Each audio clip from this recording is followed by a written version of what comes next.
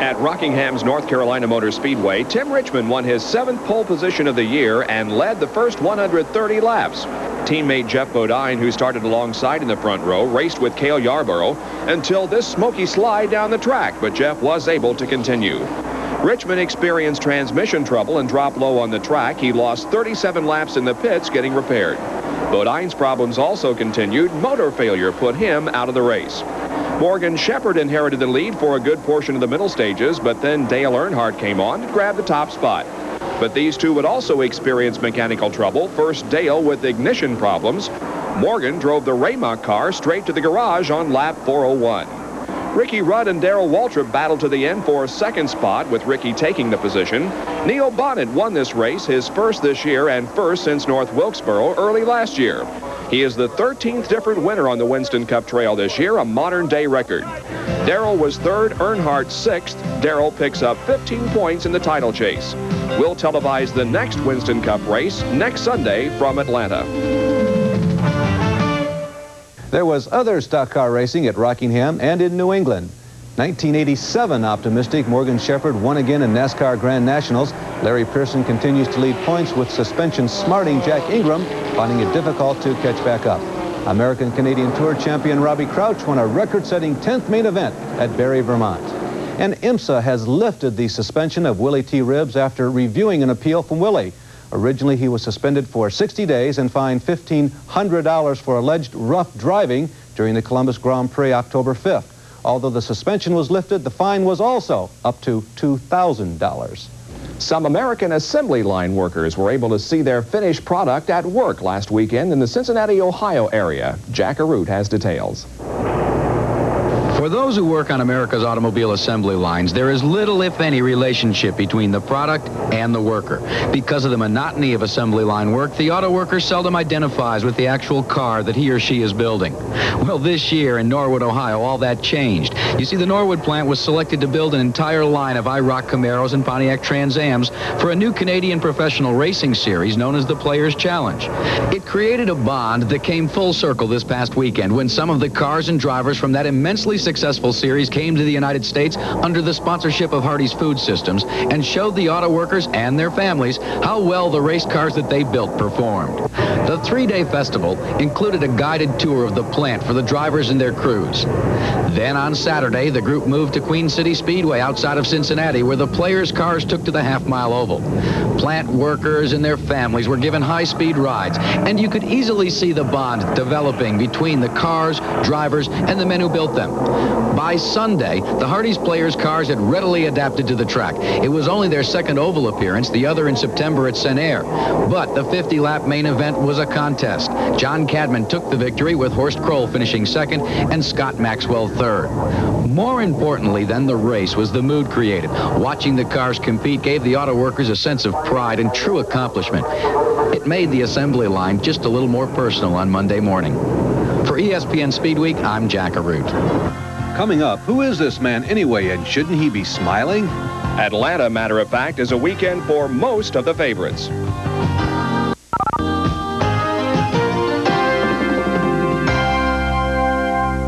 SCCA Atlanta Runoffs, the culmination, the national championship for all amateur racers. Yeah, and Bob, and the Grand Marshal this year was a former South African World Formula One champ, now a businessman living in Atlanta, Jody Scheckter.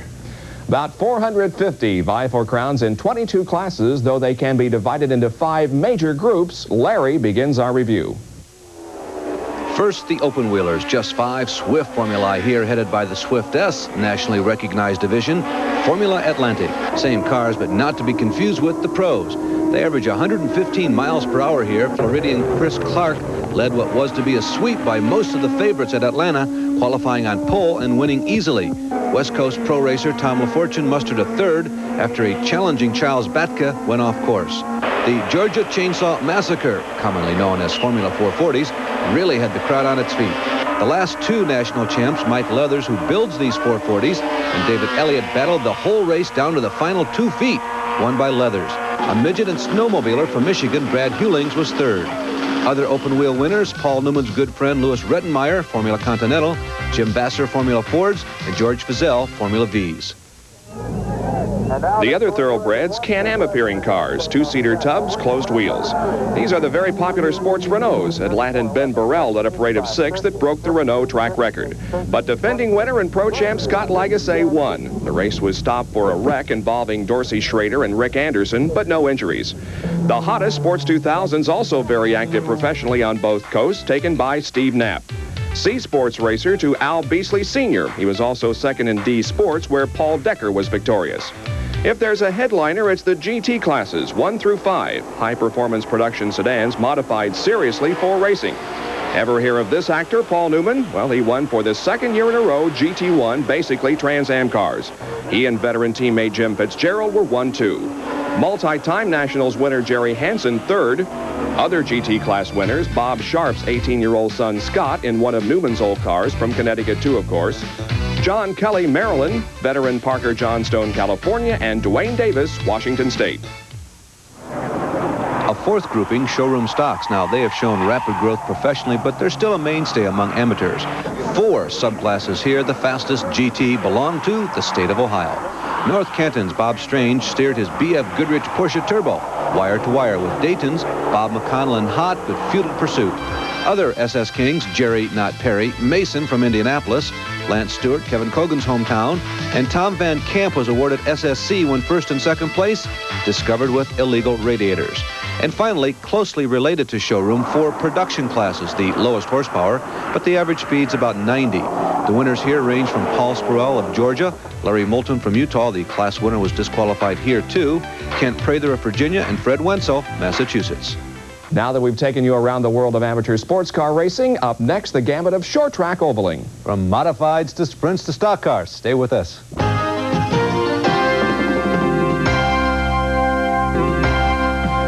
While the Baseball World Series was being played in New York, the 13th annual World Series of Speedway Racing was underway in Thompson, Connecticut. There were 7 divisions that competed, but this race determined the NASCAR Modified champion.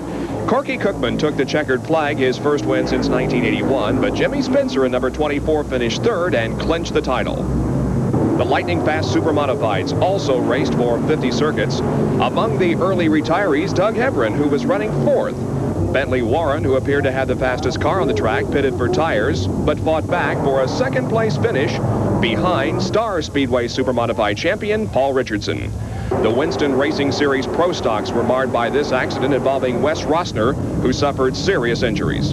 That event was won by Jim McCallum. Other winners, Kerry Malone in SK Modifieds, Tom Fox in Street Stocks, Dick Houlihan in Mini Modifieds, and Butch Walsh in Midgets. The latest World of Outlaw swing through San Jose, California. As usual, Steve Kinzer knew the way to San Jose, standing up to win the 30-lap focus on Saturday night. In prelims, Larry Silva became the only local to grab headlines, but not exactly what he had in mind. Doug Wolfgang, second to Steve Saturday, won Thursday's 20-lapper. Friday's main scored by Bobby Allen. Those in the top 10 all 3 nights, Jack Cowdenchild, Kenny Jacobs, and the baddest outlaw of them all, Kinzer. $40,000 was the first place prize in the Dirt Track World Championship in West Virginia. Dave Weekley reports.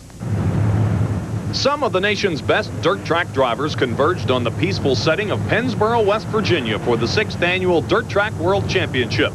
The first lap was a preview of things to come. A restart was needed after Rodney Combs, Charlie Schwartz, and Jack Boggs collided after only 1/2 of a lap. But once the field got back on the track, Quaker City, Ohio native Roy Miller put his Cochran Pontiac in the lead. Bill Moyer moved to the front. The Batesville, Arkansas native hasn't had a great year on the Stars circuit, but Moyer celebrated his birthday with a big win in the Dirt Track World Championship. After the victory, Moyer picked up the first prize check worth $40,000. For Speed Week, this is Dave Weekley reporting from Pennsboro, West Virginia. Now a closer look at the outer bodywork of a funny car, the subject of this week's Bernstein File, brought to you by Budweiser. The funny car body is very light. It's made out of fiberglass, and there's a reason for this. It needs to be able to be taken on and off the chassis as often as needed.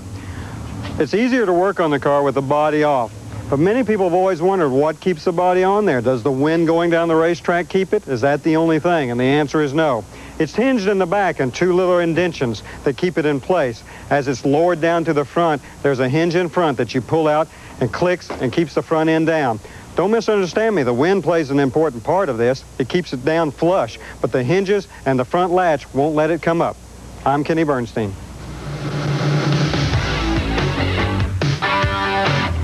Now here's this week's trivia question. Who has won the most SCCA Atlanta runoff championships? A. Paul Newman, B. David Leathers, C. Jerry Hansen, D. Bob Lobenberg, or E. Elliott Forbes Robinson? Larry will have the answer in a moment.